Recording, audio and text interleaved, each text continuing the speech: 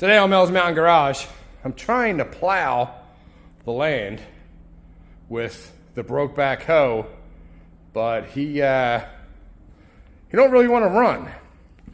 Piece of shit broke down right in the middle of the frickin' road. Let's go get this piece of crap. Honestly, I think I'm just gonna set it on fire. I mean, what the hell, why not, right? This nerd burglar does not want to run. So I'm gonna yank the carb off. It's got a Subaru or some silly ass motor on it. Well, let me yank it off. Hopefully we'll get it fixed. Carb is off. Now I need to make room for the ultrasonic cleaner because I got the trans all apart in the background. Hopefully I can get it all cleaned up before it gets dark.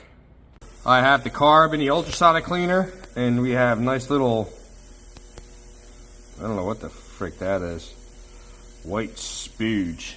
It was all in the carb bowl. See if I can clean it out.